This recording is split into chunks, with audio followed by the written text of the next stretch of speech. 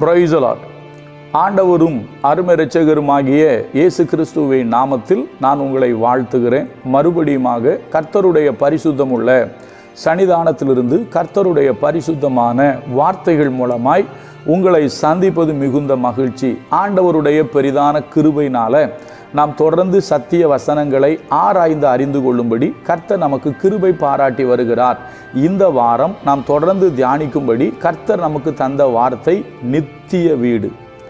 நித்திய வீடு, கை வேலை அல்லாத நித்திய வீடை தேவன் நமக்காக பரலோகத்தில் ஆயத்தப்படுத்துகிறார். நம்முடைய ஆண்டவராகிய இயேசு சொல்லும் பொழுது, என் பிதாவின் வீட்டில் அநேக வாசஸ்தலங்கள் உண்டு, அப்படி இல்லாதிருந்தாலும் நான் உங்களுக்கு சொல்லியிருப்பேன், நான் போய் உங்களுக்கு ஒரு ஸ்தலத்தை ஆயத்தம் பண்ணின பின்பு வந்து உங்களை என்னிடத்தில் சேர்த்து கொள்வேன் என்று நம்முடைய ஆண்டவராகிய இயேசு கிறிஸ்து சொன்னார். அந்த வார்த்தையை நம்பியே இந்த பூமியில் நாம் வாழ்ந்து கொண்டிருக்கிறோம். மணவாளனாகிய கிறிஸ்து இயேசுவினுடைய வருகைக்காக நாம் காத்திருக்கிறோம். அப்போ அருமையான கர்த்தருடைய பிள்ளைகளே, வேதத்தில் ஆங்காங்கு உவமானங்களாக சில வீட்டுக்குள் பிரவேசித்தவர்களையும் சில வீட்டுக்குள் பிரவேசிக்க முடியாதவர்களையும் நம்ம பார்த்தோம். அதாவது வீட்டு எஜமான் கதவை பூட்டின பின்பு வெளியே நின்று கதவை தட்டியவர்களை பார்த்தோம். வீட்டு எஜமான், அதாவது தகப்பன் மூத்த குமாரனை வீட்டுக்கு வெளியே உள்ளே வா என்று அழைத்த பொழுது வர மறுத்த மூத்த குமாரனையும் பார்த்தோம். இவர்கள் அவன் வீட்டுக்குள் வர மறுத்தவன், இன்னொருவன் வீட்டுக்குள் வர முடியாதவன். நீங்க வீட்டுக்குள் வர மறுத்தவர்களாகவும் இருக்கக்கூடாது, வீட்டுக்குள் வர முடியாதவர்களாகவும் இருக்கக்கூடாது. நாம் தகப்பனோடு கூட அவருடைய வீட்டுக்குள் நாம் பிரவேசித்து நித்திய காலமாக அவரோடு கூட வாழ வேண்டும். ஏனென்றால் அவருடைய வீடுதான் நமக்கு நித்திய வீடு. கடைசியாக ஒரு காரியத்தை சொல்லி நான் நிறைவு செய்ய விரும்புகிறேன். இந்த பூமிக்குரிய ஒரு வீட்டை பற்றி பேசிட்டு பூமிக்குரிய வீட்டோடு நான் பரலோக வீட்டை இணைக்க விரும்புகிறேன். என்னவென்று கேட்டால், நம்முடைய ஆண்டவர் மோசேயை குறித்து ஒரு காரியத்தை சொல்லுவார். எபிரெயரை எழுதின தேவ மனிதன் மோசேயை குறித்து ஒரு சாட்சியாக சொல்லுவார். வாசிக்கிறோம் பாருங்க. எபிரெயர் 3வது அதிகாரத்தில் 2வது வசனம். மோசே தேவனுடைய வீட்டில் எங்கும் உண்மை உள்ளவன். மோசே தேவனுடைய வீட்டில் எங்கும் உண்மை உள்ளவனாய் இருந்தது போல இவரும் தம்மை ஏற்படுத்தினவருக்கு உண்மை உள்ளவராய் இருக்கிறார். அதுக்கு மேலே கீழே நிறைய விஷயங்களை சொல்லிட்டு சொல்லப்பட போகிற காரியங்களுக்கு சாட்சியாக மோசேயை பற்றி சொல்லுவார். அப்படி சொல்லிட்டு நாமே அவருக்கு வீடாயிருப்போம் அப்படிங்கிறதையும் கீழே சொல்லுவார். அதற்குள் இப்பொழுது செல்வதற்கு நமக்கு சமயம் இல்லை. இப்போ நம்ம பார்க்க போகிறது, இந்த பூமியில் உள்ள தேவனுடைய வீட்டில் மோசே உண்மை உள்ளவராய் இருந்தார். இந்த பூமியில் இருக்கிற திருச்சபை தான் நமக்கு தேவனுடைய வீடு. நான் இன்னொரு வசனத்தை வாசிக்கிறேன் உங்களுக்கு. திருச்சபை தேவனுடைய வீடா இல்லையா என்பதற்கு ஒரு வசனத்தை வாசிக்கிறேன். 1 தீமோத்தேயு 3வது அதிகாரத்தில் பவுல் சொல்ற வார்த்தையை பாருங்க. 3:15, தாமதிப்பேனாகில் தேவனுடைய வீட்டிலே நடக்க வேண்டிய வகையை நீ அறியும்படி இவைகளை உனக்கு எழுதுகிறேன். அப்போ 1 தீமோத்தேயு என்கிற அந்த நிருபத்தை அப்போஸ்தலனாகிய பவுல் தீமோத்தேயுக்கு எழுதின நோக்கம் என்ன? தேவனுடைய வீட்டில் நடக்க வேண்டிய வகையை நீ அறியும்படிக்கு இந்த நிருபத்தை உனக்கு எழுதுகிறேன் என்று சொல்லுகிறார். அப்போ அவர் தேவனுடைய வீடு என்று சொன்னது திருச்சபையை சொல்லுகிறார். தொடர்ந்து படிக்கலாம் பாருங்க. அதில் போட்டிருக்கு, அந்த வீடு ஜீவனுள்ள தேவனுடைய சபையாய் சத்தியத்துக்கு தூணும் ஆதாரமாய் இருக்கிறது. அப்போ பூமியில் இருக்கிற திருச்சபை, கிறிஸ்துவின் சுய இரத்தத்தினால் சம்பாதிக்கப்பட்ட சபைக்கு பேரு தேவனுடைய வீடு. சரியா? தேவனுடைய வீடு. இன்னும் கொஞ்சம் உள்ள போய் பார்த்தோம் அப்படின்னா, சங்கீதக்காரன் தாவீது 23வது சங்கீதம் நமக்கு நன்கு தெரியும். குழந்தைகள் கூட சொல்லுவார்கள், நான் நீடித்த நாட்களாய் கர்த்தருடைய வீட்டில் நிலைத்திருப்பேன் என்று சங்கீதக்காரன் தாவீது சொல்லுவார். அப்போ தேவனுடைய வீடு என்கிற திருச்சபையில நீங்களும் நானும் எல்லா காரியத்திலையும் எங்கும் உண்மை உள்ளவர்களா இருக்க வேண்டும்.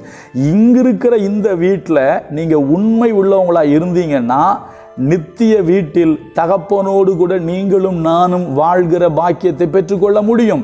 இந்த வீட்டில் நிலைத்திராதவன், இந்த வீட்டில் உண்மை இல்லாதவன் எப்படி பரம வீட்டில் பங்கு பெற முடியும்? இந்த வீட்டிலேயே நம்ம நிலைச்சிருக்கல, இந்த வீட்டில் நமக்கு உண்மை இல்லை. அப்படி இருக்கிற பட்சத்தில் எப்படி நம்ம நித்திய வீட்டில் பிரவேசிக்க முடியும்?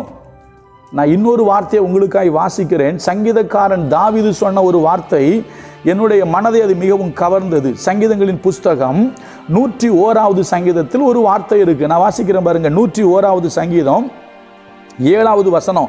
கபடு செய்கிறவன் என் வீட்டுக்குள் இருப்பதில்லை. என்னங்க? கபடு செய்கிறவன் என் வீட்டுக்குள் இருப்பதில்லை, பொய் சொல்லுகிறவன் என் கண்முன் நிலைப்பதில்லை. அப்போ தாவீது சொல்றாரு, என் வீட்டுக்குள்ளேயே கபடு செய்கிறவன் என்ன செய்யறதில்லை? இருப்பதில்லை, பொய் சொல்லுகிறவன் நிலைப்பதில்லை.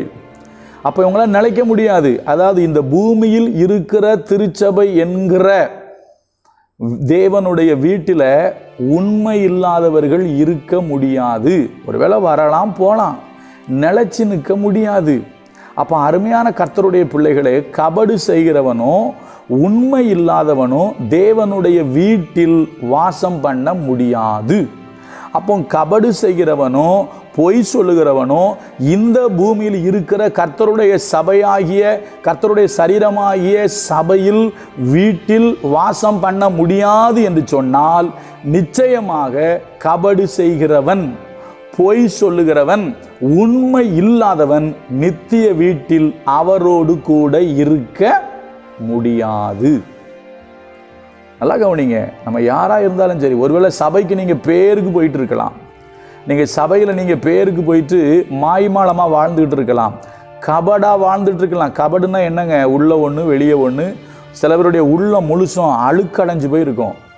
அவங்க வாயில் பேசுனாங்கன்னா வாயில் இனிக்க இனிக்க பேசுவாங்க, ஆனால் உள்ளத்தில் முழுக்கும் கெட்ட எண்ணங்களால் நிரம்பி இருப்பார்கள். அப்படி கெட்ட எண்ணங்களால் நிரம்பி வெளி தோற்றத்தின்படி நல்லவங்க மாதிரி வேஷம் போட்டுக்கிட்டு இருக்கிற மனுஷன் ஒருவேளை இந்த பூமிக்குரிய சபையில் ஊழியக்காரரை, ரெவரண்ட, ஐயர்மாரை ஏமாத்திக்கிட்டு வேணா சபையில் இருக்கலாம்.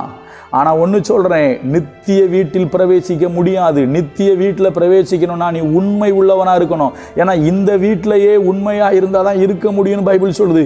தாவீது சொல்லும்போது சொல்கிறாரு, பொய் சொல்லுகிறவன் என் கண்முன் நிலைப்பது இல்லை, கபடு செய்கிறவன் என் வீட்டுக்குள் இருப்பது இல்லை அப்படிங்கிறாரு. அப்போ கபடு செய்கிறவன் வீட்டுக்குள்ளே இருக்க முடியாதான். அப்போ நல்லா கவனிங்க. இந்த வீட்டிலையே கபடு செய்கிறவன் இருக்க முடியாதுன்னா, இங்கே இருக்கிற வீட்டிலையே உண்மை இல்லாதவன் இருக்க முடியாதுன்னா, நித்திய வீட்டில் கண்டிப்பாக உண்மை இல்லாதவர்கள் பிரவேசிக்க முடியாது. நான் கடைசியாக ஒன்று சொல்லி முடிக்கிறேன். ஆண்டவர் தாளந்த பற்றி உவமையை சொல்லுவார். அப்படி சொல்லும்போது கடைசியில் என்ன சொல்லுவார்? நல்லது, உண்மையும் உத்தமமான ஊழியக்காரனே, உன் எஜமானுடைய சந்தோஷத்துக்குள் பிரவேசி. கர்த்தர் இன்றைக்கு எதிர்பார்ப்பது யாரை தெரியுமா? உண்மையும் உத்தமமும் உள்ளவர்கள். உண்மையும் உத்தமமும் உள்ளவர்கள் அவருடைய வீட்டுக்குள் பிரவேசிப்பார்கள். அவரோடு கூட நித்திய காலமாக வாழுவார்கள். நாம் நம்மை ஆராய்ந்து பார்ப்போம். இன்றைக்கு உண்மை உள்ளவர்கள் குறைந்திருக்கிறார்கள், பக்தி உள்ளவர்கள் குறைந்திருக்கிறார்கள். உண்மை உள்ளவர்களை காண்பது மிகவும் அரிதாக இருக்கிறது. நாம் நாமே ஆராய்ந்து பார்ப்போம். கர்த்தர் நல்லவர், அவர் கிருபை நம்மேல் என்றும் உள்ளது. God bless you.